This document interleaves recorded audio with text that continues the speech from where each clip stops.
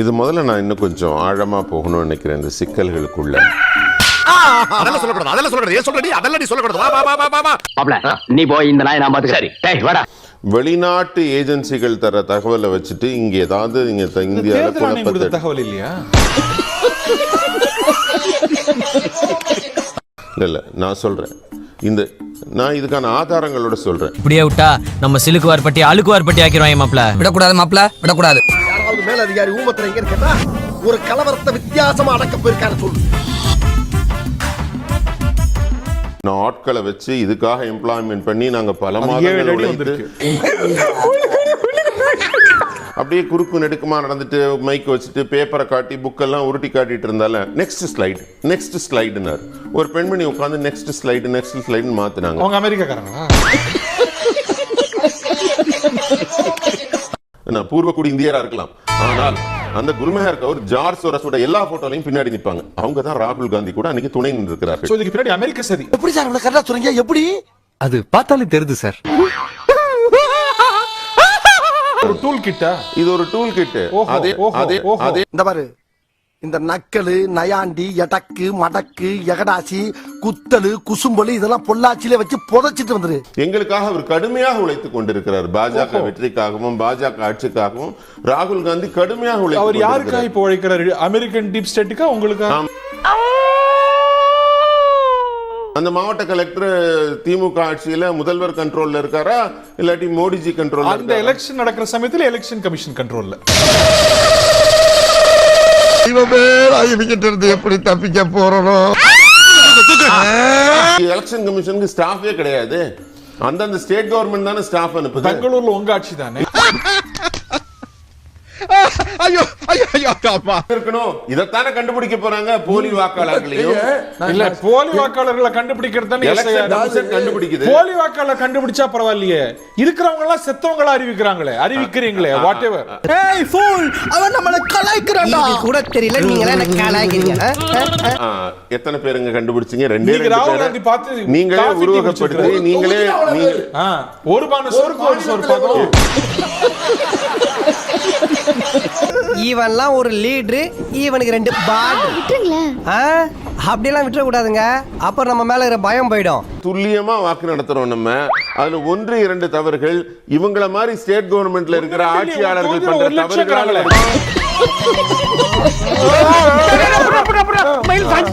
बहुत तगड़ा इंतजाम की है, जीत निश्चित है। ओ भैया जी कहाँ जा रहे हो? वोट डालने।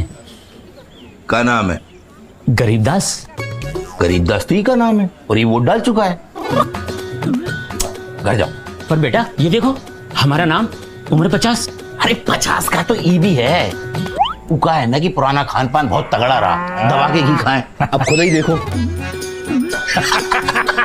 और भैया मेरा वोट? क्या नाम है? जमुना देवी। अरे ये तो हमारा नाम है और हम तो वोट डाल चुके हैं। उसका है ना कि आजकल हम लड़की लोगन में भी दाढ़ी मूछ रखने का फैशन चल रहा है। चलिए जाइए।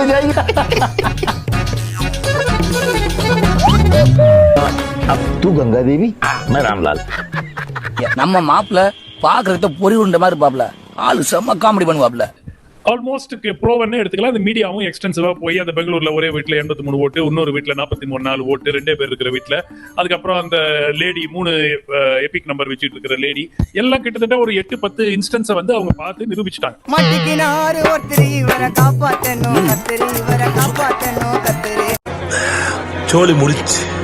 சோ ஃபர்ஸ்ட் சார்ஜ் ஆஃப் ராகுல் காந்தி, வாக்காளர் பட்டியலில் மிக பெரிய குளறுபடி இருக்கிறது. இது கிட்டத்தட்ட எஸ்டாப்லிஷ்ட். என்னங்க அது இப்படி ஆயி போச்சு? படுபாவிங்க எல்லாருமா சேர்ந்து உங்களை இந்த நிலைமை கொண்டு வந்து விட்டாங்களே. இல்லாத ஆளுங்க இருக்கிறாங்க, டம்மி கோஸ்ட் ஓட்டர்ஸ் போடப்பட்டிருக்கிறாங்க, கண்ணாபின்னான்னு வயசெல்லாம் போட்டு நிறைய பேர் போட்டிருக்கிறாங்க. இதெல்லாம் தவறு. ஏமாத்துறவனை விட ஏமாறவன் தான் குற்றவாளி நீங்க அடிக்கடி சொல்லுவீங்க. நான் ஏமாந்துட்டேன்ப்பா. இப்போ உங்க முன்னால குற்றவாளியா நிக்கிறேன். என்ன மன்னிச்சிருங்க. இந்த நபர்கள் வாக்களித்திருக்கிறார்களா இல்லையா? இல்ல எங்களுக்கு அதை பத்தி இப்போ ஒரு சிம்பிள் பாயிண்ட், அந்த வீட்ல இருந்து 53 ஓட்டு வந்திருக்குன்னா, 2 பேர் இருக்கிற வீட்ல 53 ஓட்டு வந்திருக்குன்னா fraud is established, முடிஞ்சு போச்சு. பயப்பிடிச்சிட்டான். எல்லாம் டெக்னாலஜி. அதே மாதிரி அந்த 44 பேர் இருக்கிற ஓட்டு இருக்கிற வீட்ல 2 பேர் தான் இருக்காங்க, ஹஸ்பண்ட் ஒய்ஃப். அங்க ஒரு 25 ஓட்டு விழுந்திருக்குன்னு வச்சுக்கோங்க, fraud is established.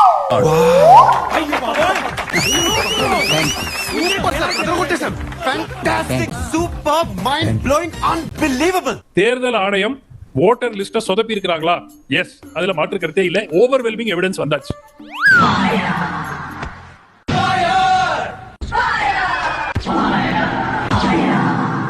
இவ்வாறு இந்த ஓட்டிங் லிஸ்ட்ல இவ்வளவு தவறுகள் இருப்பதனால் போலி வாக்காளர்கள் வாக்கு செலுத்தி அதனால் தேர்தல் முடிவுகள் மாற்றப்பட்டிருக்கின்றன.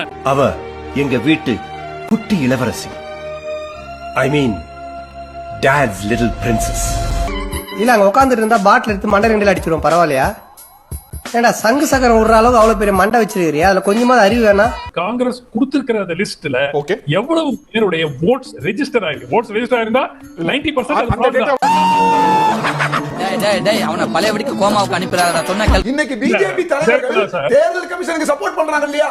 அப்படி பார்த்தா அப்ப 2 பேரும் கூட்டுங்கிற ராகுல் காந்தி சொன்னது உண்மையாவது.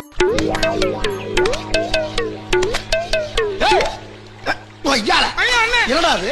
என்ன என்னடி உரசுது? என்ன உரசுது? தேர்தல் கமிஷன் நாளைக்கு எவ்வளவு வாக்குகள் இந்த இதுல பதிவாயிருக்குன்னு கொடுக்கட்டும். அவங்க டிஜிட்டலே கொடுக்க மாட்டேங்கிறாங்க. பார்க்கவே இல்லை, பார்த்துட்டு நாளைக்கு சொல்றேன். ஆதாரங்கள் 6 மாசம் இருக்குங்கிற சட்டத்தை 3 மாசமாக்கி அது 1.5 மாசத்திலேயே அதை delete பண்ணது யாரு? ரசாயன கெமிக்கல் என்னப்பா அது பெரிய தொல்லை. காலம் வராதப்பா. சரி இருக்கட்டும். இந்த அரசு தானே இதுக்கு முன்ன 6 மாசம் இருந்துச்சுல்ல? நாம என்ன கேட்கிறோம்? அதனுடைய வீடியோ கேட்கிறோம். வீடியோ இல்ல, ஓட்டர் லிஸ்ட் டிஜிட்டல் இல்ல.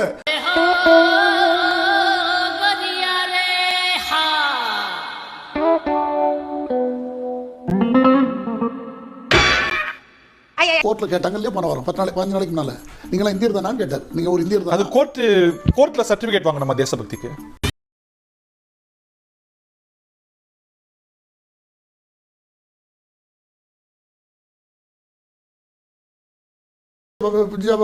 ஜார்ஜ் சோரஸோட ஹிண்டன்பர்க்கை பத்தி அவர் சொன்னது, ஹிண்டன்பர்க் அதானியை பத்தி அந்த நெக்ஸஸ் இருக்கு. நீங்க அதானிக்கு எவ்வளவு நஷ்டம் பாரு. எல்ஐசி நம்ம ஒண்ணு செய்யணும்னு நினைக்கிறோம், பார்த்தா நம்மளுக்கே ஒண்ணு செஞ்சிடும்.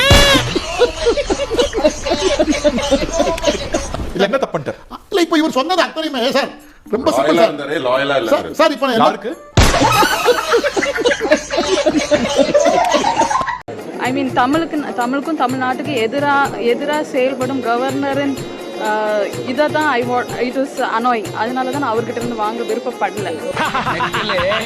அசிங்கப்பட்டான் ஆட்டோக்காரன். கவர்னருக்கு தெரியுமா நீங்க உங்களை புறக்கணிக்கீங்கன்னு அவர் உணர்ந்துட்டாரா? Should have. எனக்கு தெரியல அந்த மொமெண்ட்ல நான் ஃபேஸ்ல எதுவும் காட்டிக்கல. நான் ஒரு டீயா உப்பு போட்டு கொடுங்க, சொர்ணையே வர மாட்டீங்க. இல்ல நான் திராவிட மாடல பிலீவ் பண்றேன். So based on that I thought this was not right. பெருசே கேட்டியா? பெரிய மனுஷன் அடிக்க கூடாது பாக்குறேன். போயிரு. நிறைய பேர் இந்த ஃப்ளோர்ல நினைச்சிருக்கலாம் இவர்கிட்ட வாங்காண்டான்னு உள்ளது நிறைய பேருக்கு இருந்திருக்கலாம். எவனுக்குமே விருப்பம் கிடையாது, எல்லாம் வேண்டாம் விருப்பம் உட்கார்ந்திருக்காங்க. I'm just questioning the system. Is this the right? Can someone else also give, right? என்ன எவ்வளவோ அசிங்கப்படுத்துறீங்க, நான் தாங்கிக்கிட்டு. ஆனா அவர்கிட்ட இருந்து வாங்க விருப்பப்படல. அலோட்ஸ்மென்ட் பாருங்க, இனிமே உங்க ஊர் எல்லையில இந்த பஞ்சாயத்து கால எடுத்து வைக்க மாட்டான்டா. இவங்க தான் கோயிலுக்கு வெளியில நிக்கணும், இவங்க கோயிலுக்குள்ள வரைக்கும் வரலாம், இவங்க கோயில் பிரகாரம் வரைக்கும் போலாம், இவங்க தான் அர்ச்சனை பண்ணணும் இப்படின்னு ஒண்ணு இருக்கு. எல்லா மனுஷங்களும் மனசுக்குள்ள பொய், பொறாமை, வஞ்சம், துரோகம்னு ஏகப்பட்ட ரெட்சிப்களை மாட்டிக்கிட்டு அலையிறாங்க. நல்ல வேளை நான் மனுஷனா போறக்கல. இத பார்த்தோன்னு எனக்கு நேத்து வெறி ஆயிடுச்சு. அது என்ன, அவங்களும் மனுஷன் தானே, அவனும் ஒரு இதுதானே, அவன் ஏன் வெளில நிக்கணும், இவன் ஏன் உள்ள போகணும், அப்ப அவன் தான் சாமி கிட்ட நிக்கணும், இவன் வெளியே நிக்கணுமா அப்படின்ற எனக்குள்ள ஒரு கேள்விகள் எல்லாம் ஆரம்பிச்சிருச்சு.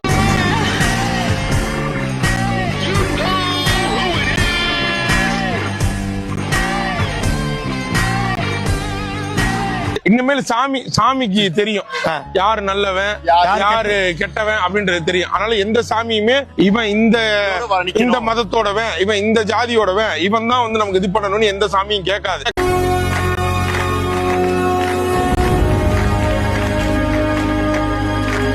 கஷ்டப்படுறவங்க பசியில வாடுறவங்களுக்கு சோறை வாங்கி கொடுங்க, அதுதான் புண்ணியத்தை கொடுக்கும். தயவு செய்து பண்ணாதீங்க. இப்ப நாங்க என்ன பண்ண போறோம்னா நானே பூஜை பண்ண போறேன். சின்ன பையன் விடல பையன் விளையாட்டு பையன் விரலாட்டுறேன். நான் விரலாட்டுறவன் இல்லடா, விரல விட்டு ஆட்டுறவன். உண்மையிலே மனசு உருகி சாமி நம்ம ஒண்ணு கேட்கிறோம் அப்படின்னா அது நடக்கும்டா.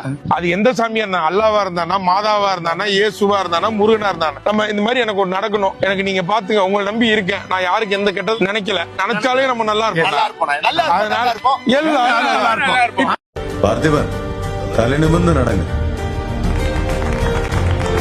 கொலைகாரன், கொள்ளக்காரன், மோசடி செய்கிறவன், ஏமாத்துறவன், இதெல்லாம் யாருக்கு பொருந்தோம்? இது ஒரு கோணி பையன் நினைச்சுங்க. அது மாதிரி 100 கோணி பையன் நிறைய பொய் வச்சிருக்கோம்.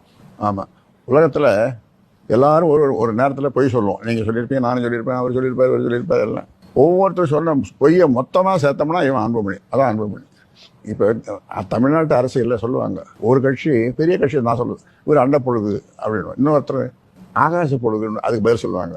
அதுக்கு இன்னொரு கட்சிக்காரர், 3வது கட்சிக்காரர் தான் சொல்லுவாங்கன்னா பவானி ஜாம காலத்துல வடிகட்டின பொழுதுன்னுவாங்க. 3வது தமிழ்நாட்டு மேடைகள்ல அரங்கேறும். இப்ப வந்து அன்புமணியினுடைய பொழுது அப்படின்னு ஒண்ணு 4வதா சேர்த்துக்கணும். அந்த 24ல கூட்டணியை இவர் திடீர்னு மாற்றி பாஜக போனதுக்கு என்ன காரணம்னு நினைக்கிறீங்க? என்ன காரணம் என்ன யாருக்கு தெரியும்?